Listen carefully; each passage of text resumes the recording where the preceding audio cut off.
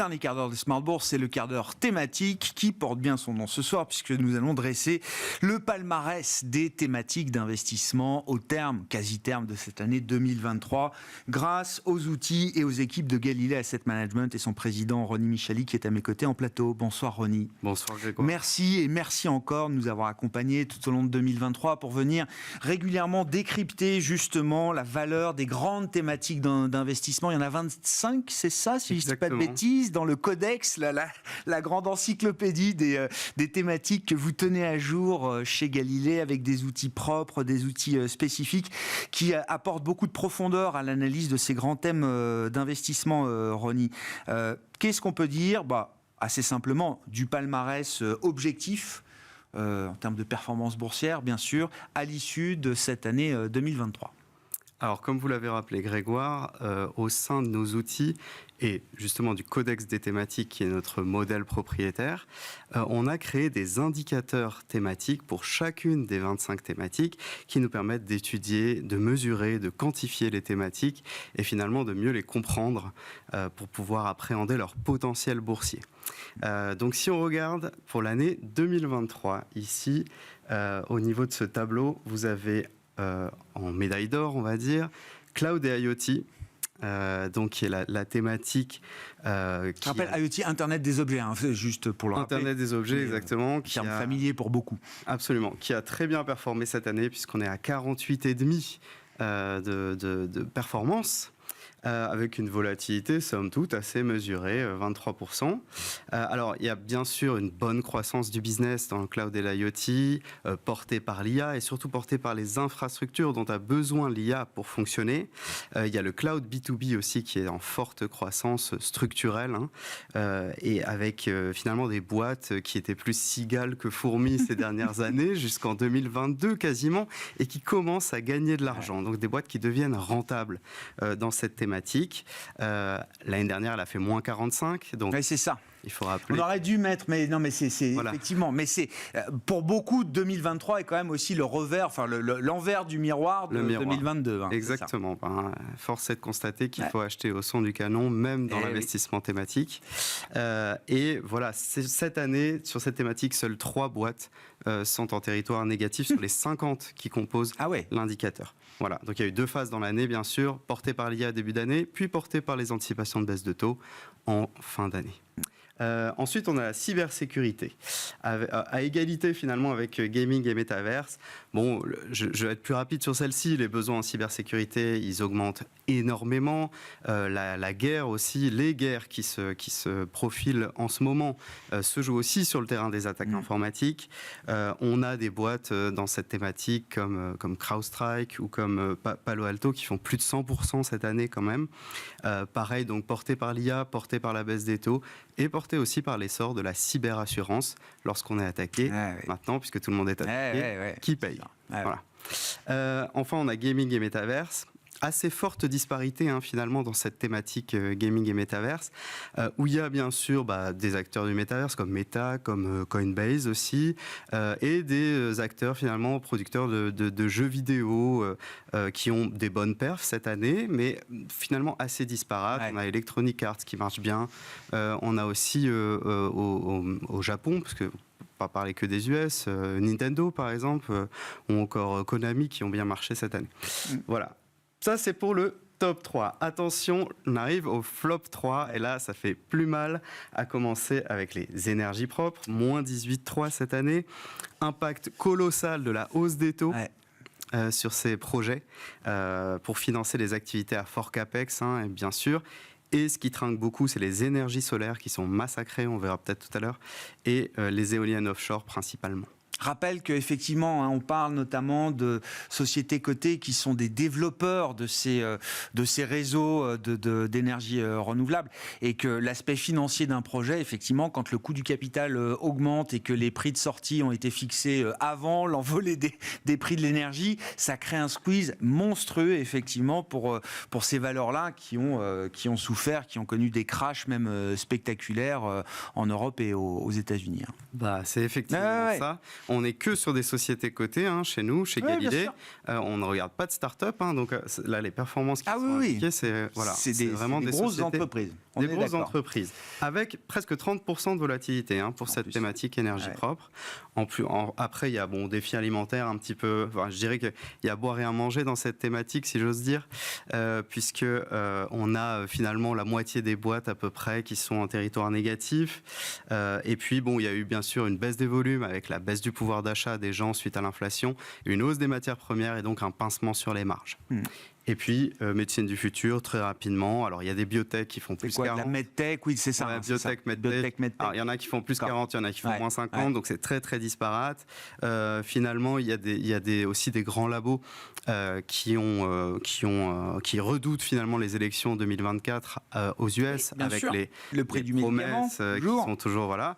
Et il y a quand même des cartons économiques et financiers dans cette thématique, avec les acteurs qui sont sur le diabète et l'obésité, qui ont fait vraiment un carton cette année. Bien sûr, mais effectivement, une grande disparité aussi au sein de cette thématique, qui au final est une thématique en baisse et au terme de cette année en légère baisse. 2023. Légère baisse, effectivement.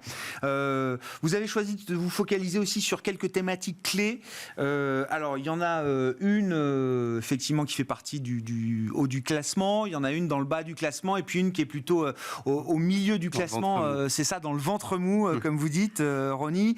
Donc on parle de robotique, on parle de luxe et on parle d'énergie et d'énergie propre à nouveau. Alors. Absolument. Alors, sur ce graphique qui vient d'apparaître, on voit la performance en base 100 depuis le 1er janvier de la robotique et intelligence artificielle. Donc c'est la grande thématique IA robotique que l'on a chez nous.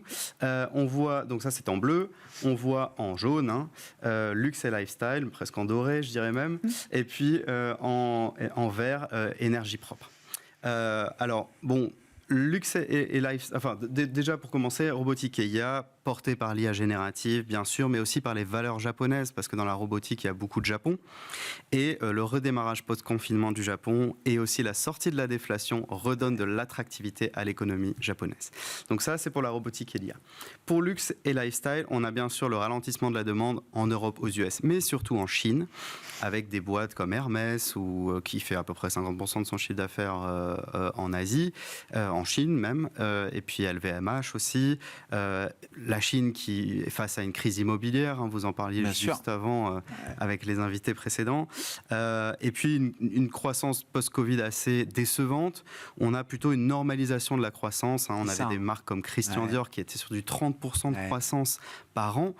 C'était pas vraiment soutenable. Donc voilà, une normalisation qui fait que du coup, la thématique est en progression cette année, mais plutôt ventre mou du classement. Et enfin, énergie propre. Alors là, les green tech, sociétés en pleine croissance, mais qui sont rarement rentables, avec un fragile équilibre qui a été brisé par la hausse des taux. La lenteur aussi des subventions de l'Inflation Reduction Act qui tarde à arriver, et le retour du nucléaire et des énergies fossiles suite à la guerre en Ukraine. Et donc là, on est sur une forte baisse.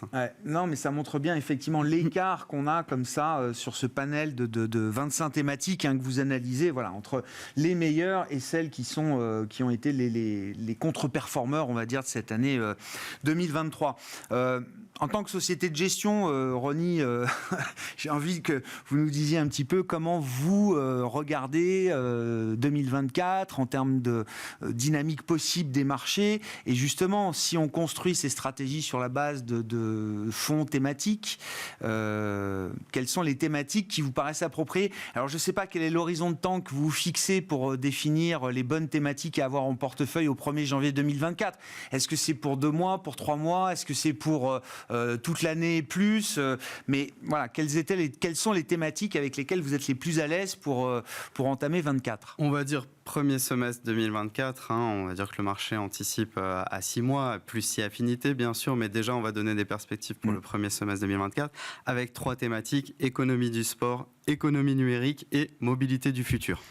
Alors, économie du sport, thématique assez blend. On aime bien parce que ces dernières années, il y a eu des excès dans tout ce qui est croissance, dans tout ce qui est value. C'était un excès dans un sens, dans l'autre. Finalement, économie du sport, on revient sur des niveaux de valo assez attractifs, avec la normalisation des inventaires et des stocks aussi qu'il y a eu dans cette thématique, les dépenses de consommation discrétionnaire qu'on estime augmenter pour 2024, et donc profiter à cette thématique finalement économie du sport. Sur cette thématique, on peut s'exposer via Mandarin Global Sport ou Montpensier Sport Solution, qui lui va prendre en compte aussi le bien-être nutritionnel dans son allocation. Je sais que vous recevez... Oui, il est venu il n'y a pas longtemps. Et un des moteurs pour lui de la stratégie, ça reste aussi le calendrier des événements sportifs. On sort de la Coupe du Monde de rugby, les JO Paris 2024 devant nous encore. Et donc, c'est à chaque fois des moments très particuliers pour le business, notamment des équipementiers sportifs, etc. Absolument, et même pour le e-sport. Oui, en plus. Il y a un engouement à chaque fois sur le e-sport, à chaque fois qu'il y a une compétition. Alors, on a ensuite économie numérique, et ici, vous avez le graphique du PER, finalement, de l'économie numérique en bleu clair versus en bleu marine noir, le MSCI World. Donc, on voit qu'on était sur du 30-35 ces dernières années.